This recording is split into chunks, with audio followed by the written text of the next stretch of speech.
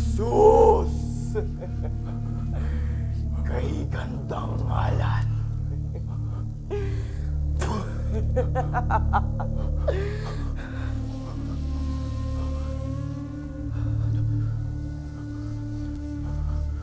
Kung ikaw ang anak ng Diyos, bakit hindi mo iutos sa mga batong iyan na maging tinapay?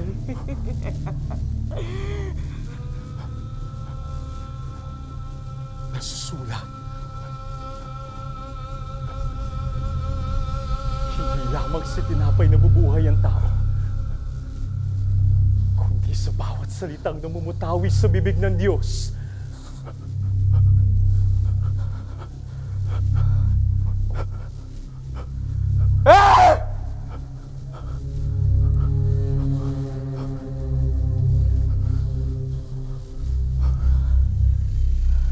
Hindi ba't nasusulat din na ipagbibili ng Ama sa kanyang mga anghel na ingatan ka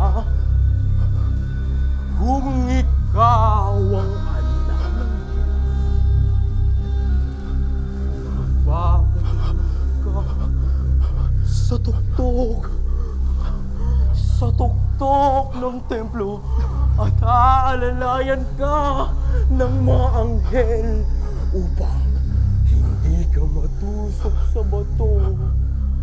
Dito mo napatunayan ang iyong kapangyarihan!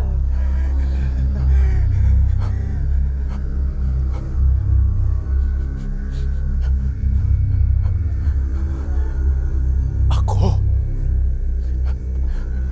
ay iyong lubayan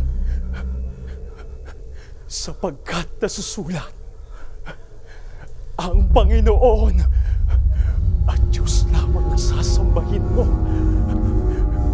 Siya lamang ang iyong paglilingkuran.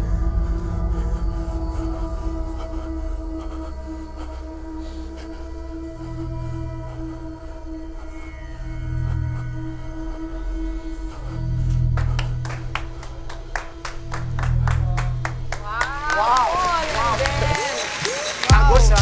Oo. Mga kapatid, palakpakan po natin Teatro Obrero ng San Jose de Navotas. Kasama din natin si John at si Bianca. Good morning mga kapatid. John, good morning. Bianca, good morning.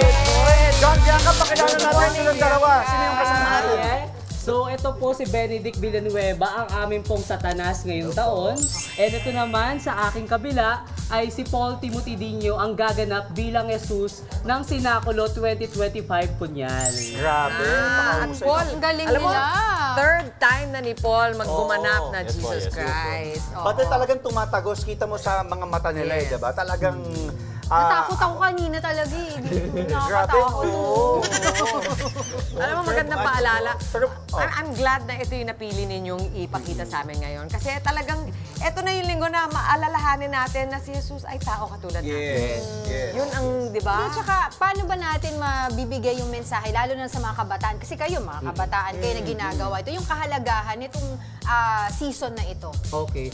So, bali nowadays po ngayon, kasi ang mga kabataan, based on the statistics, mas preferred po nila yung visual Yes, or that's napapanood. true. So, sa amin, ang ginagawa namin, pinag-iigihan namin yung Sinakulo in stage play. In that way, maiintindihan nila yung storya ng Panginoon. Even me, I joined Teatro Obrero as stage manager 2023. Pero, hindi ko gets kung ano yung pagkakasunod-sunod ng storya. Kasi di ba ang haba niya?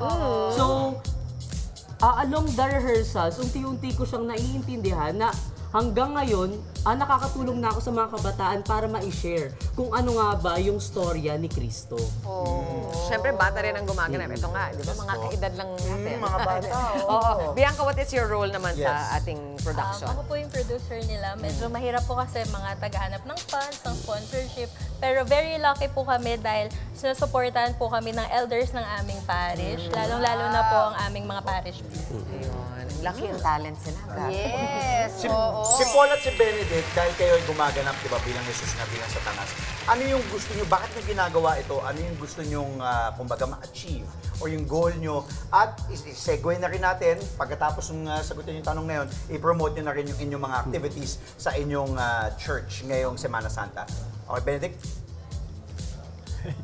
O, ikaw? And ayun po, for us po, we want to, yung means po ng sinakulo namin or yung pagpe-perform namin sa harap ng stage is our means of evangelization din. Yung kwento nga po ng ating kaligtasan. And napaka-saya sa feeling na yung buo-buo po ng buong teatro or ng buong play po namin is mostly composed po ng kabataan. Kumbaga, nagkaroon sila ng pagmamahal sa pagsasadula namin ng kwento. And ito po yung isa sa mga gusto namin na ibahagi din sa tao na you can evangelize, you can share the word of God through your talents, through acting po.